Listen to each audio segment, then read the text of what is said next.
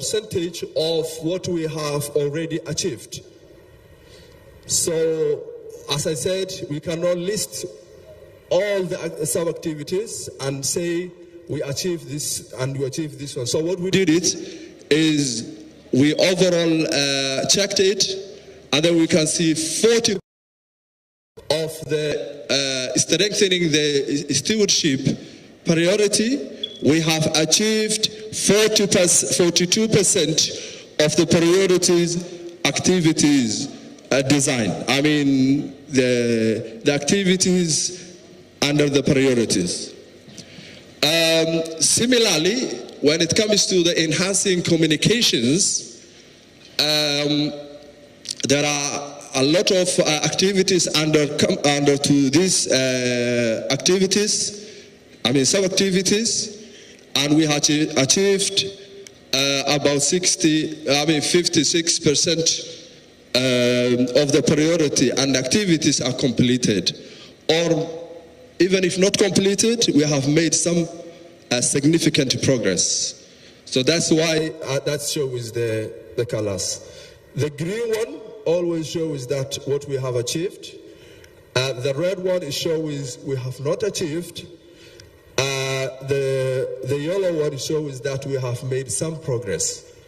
So on the second one, which is access organizationally technical capacity, actually and organize the structure of private sectors, build the capacity of selected private providers. We will see what we have done in the presentation. We have achieved about 86% of that. Unfortunately, the last one, and I think this one is not correct. I mean, the yellow has to be red.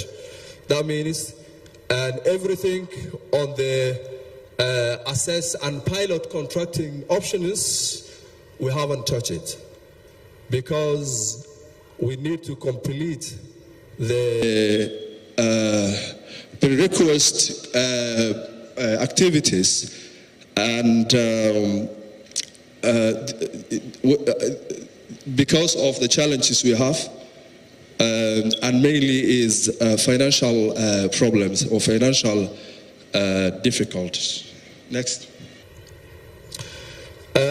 In the past, we have been trying to know the private sectors who are actually delivering services that public sector supposed to do. For example, TB, vaccinations, family planning, and so on.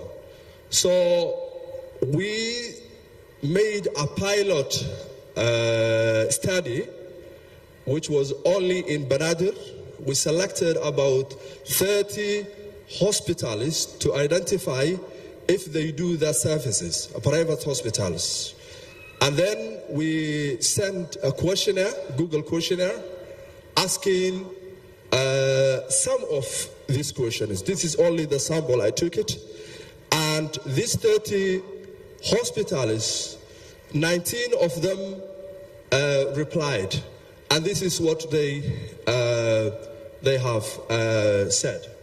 So in terms of immunization, 13 of the 30, which is 60%, has said they offer vaccinations, EPI vaccinations. 7 of them, which is 36%, 0.8, they also provide a TB. This is only in Banadrir. And so on and so forth. Malaria, you see 16 of them, 17, 18 in the HIV and other services. We ask also another question, which says, okay, now we understand you get you provide these services, but do you get any support from the Minister of Health? Which is a very crucial question, actually. What I was expecting was like less support, and that is the rumor that the people say in general, they say that the government supports the private sector less, which turned is not correct in this study. Actually, it says like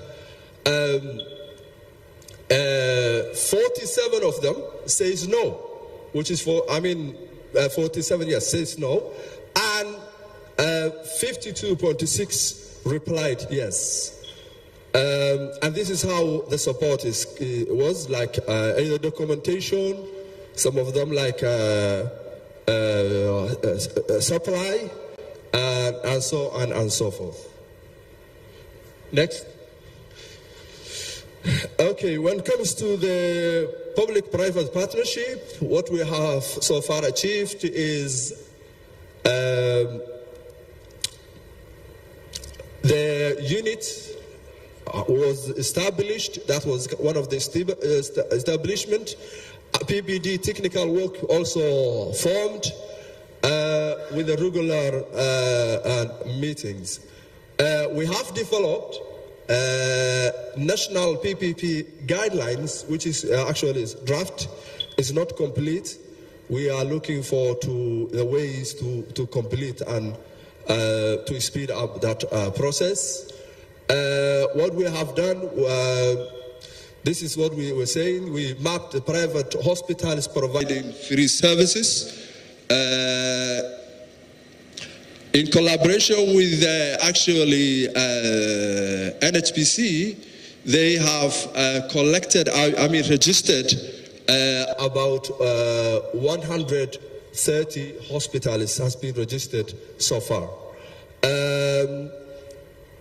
During our time, we have actually been formed quite few associations, like private hospital associations, Somali National Association of Private Hospitals, and also the Pharmaceutical Association in Somali.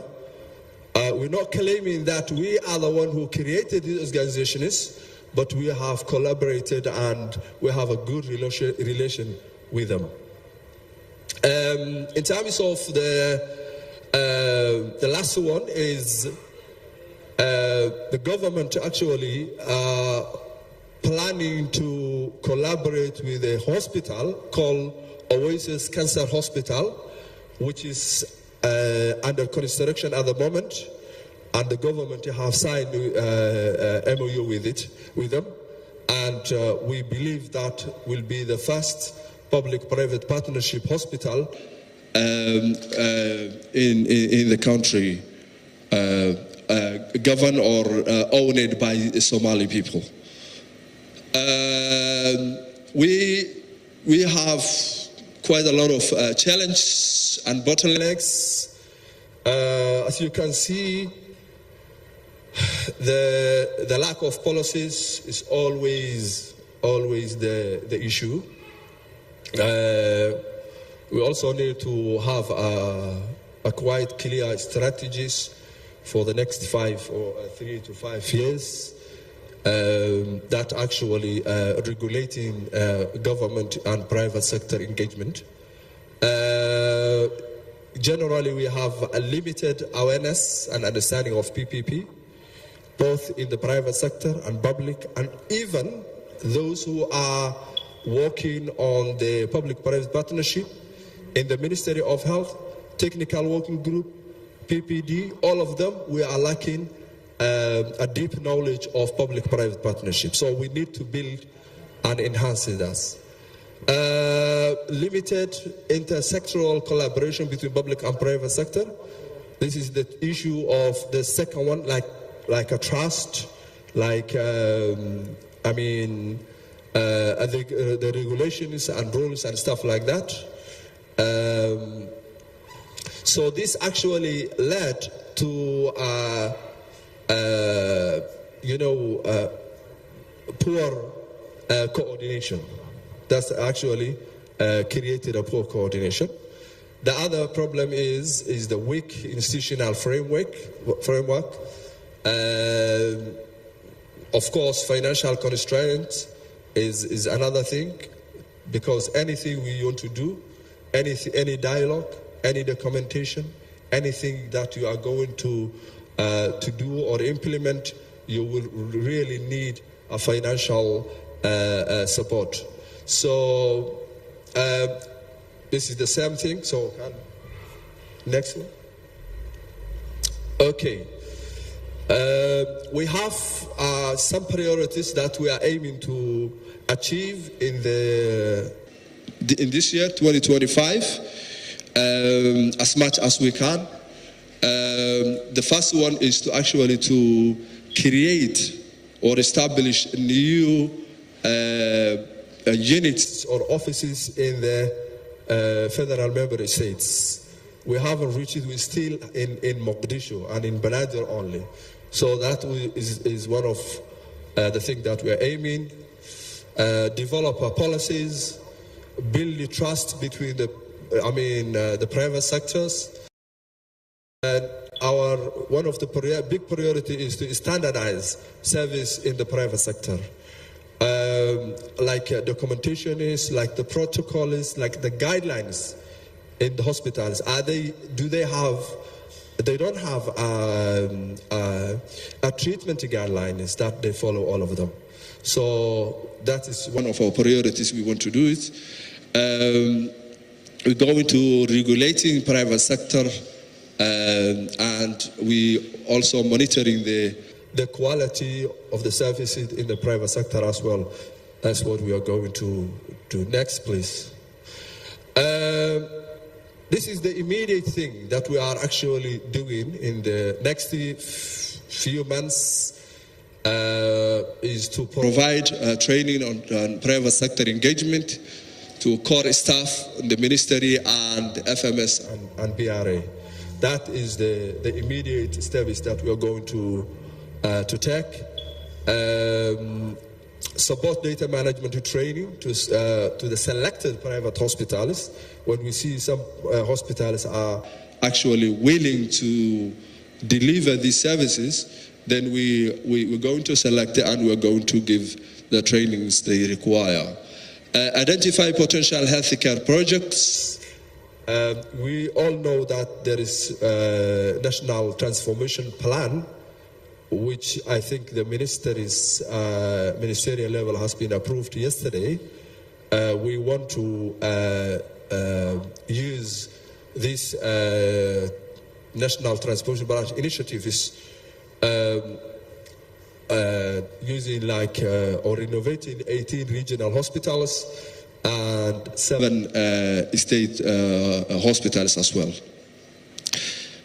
We also conduct a training for officials PPP management. I mean, this is not a wider training, but it will be a training designed or tailored for only management and performance monitoring trainings. That's what we are going to do.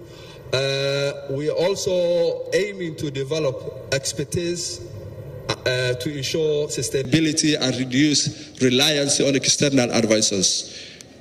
What we are going to do is to get more training and more, advisors from the country, not international advisors. I conclude that, and thank you very much for your attention. Thanks.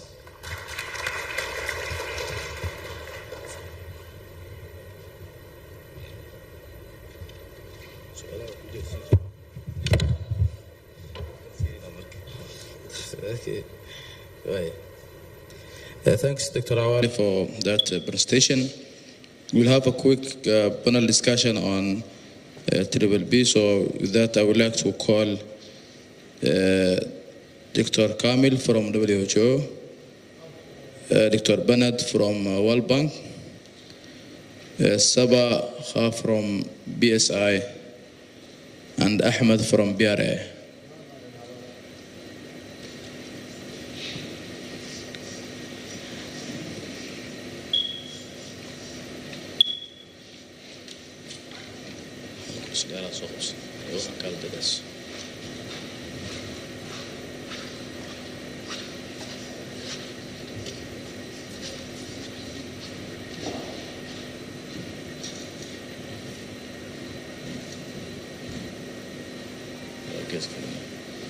Good.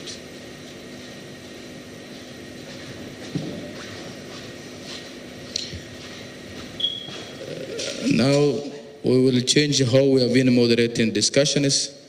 The questions will come from participant. You can ask directly to one of the panel members, or you can drop the question and they can share the who will answer. Dr. Bashir, microphone ka wareejiya teamka microphone geenay.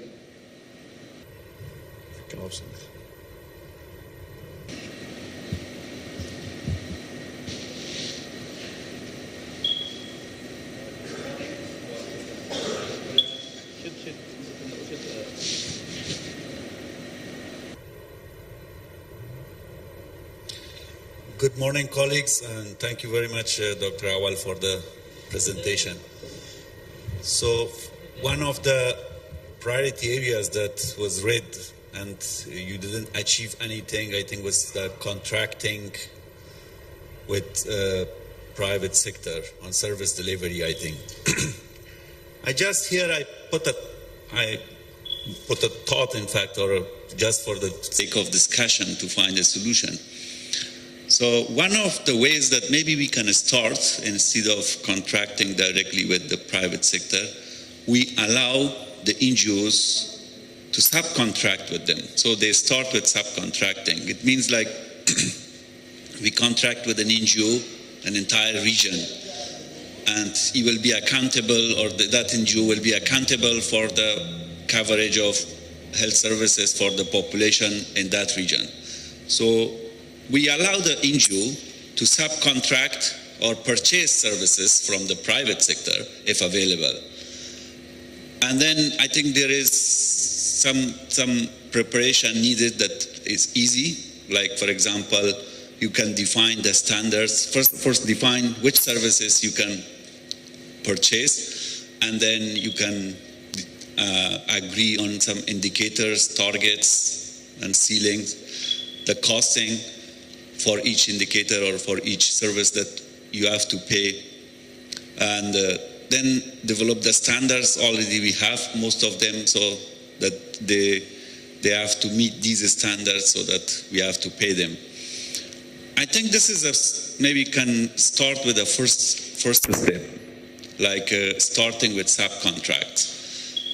Still, the NGO will be the responsible for the accountable for the health on that region, but they can use the potential of private sector instead of establishing their own or a new health facilities or anything, especially in remote areas. I think this would be a little cheaper and easier, and also prepare the private sector to understand how it works, so that in the future they can participate directly contracting with the ministry or with the donors.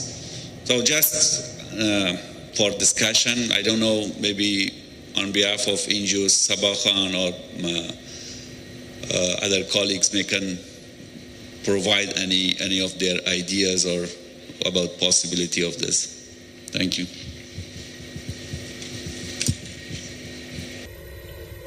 Ladies first.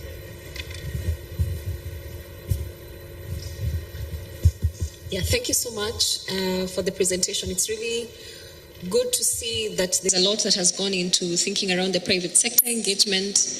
The government is thinking about the challenges and bottlenecks, and obviously there's quite a lot there on achievements as well, though it's still quite a work in progress. And welcome to the panelists as well.